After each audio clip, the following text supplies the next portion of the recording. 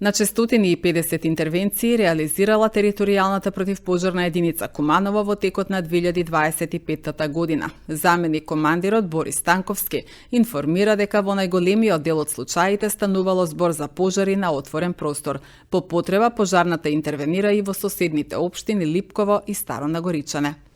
Територијалната противпожарна единица во текот на 2025 година имаше вкупно 665 интервенции, од кои најголем дел беа на отворен простор, околу 370 интервенции имавме на отворен простор, на сообраќајни средства имавме 25 и на објекти имавме 104 интервенции. На овие бројки додаваме и технички интервенции кои изнесуваат вкупно 41 техничка интервенција. Најголема работа имавме во текот на месецот јули, каде што имавме вкупно 140 интервенции само во тој месец, од кои најголем број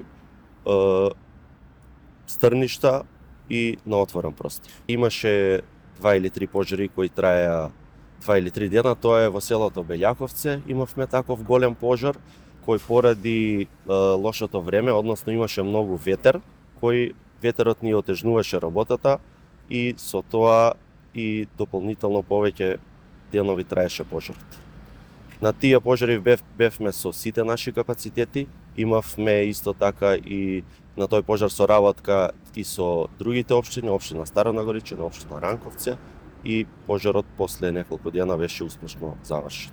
Во летните периоди, значи месецот јуни, јули, август, најголем дел се пожари на стрништа, кои зафаќаат многу голема површина, со тоа ја оштетуваат и природата, и на нас ни прават дополнителни проблеми, дополнителна работа, каде што на некои пожари не можеме да покриеме со една екипа и со едно возило, па упатуваме дополнително луѓе и дополнителни возила. Меѓутоа, сите пожари се успешно завршени во 2025 година, без некои поголеми последици по нашите возила и по нашите луѓе, така да 2025 се оценува како добра и успешна година, иако, само уште ова да кажам, имаме за околу 120 пожари повеќе од 2024 година. Општина Липково нема своја пожарна единица, секој пожар кој ќе се случи таму или интервенција оди нашата екипа,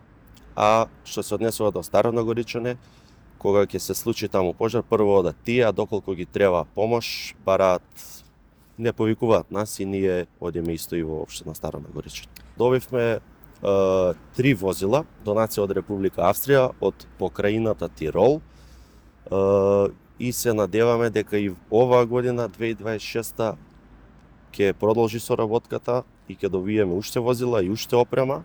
Ќе испратиме неколку наши луѓе на обука во Република Австрија и со тоа ќе ги зајакнеме нашите капацитети.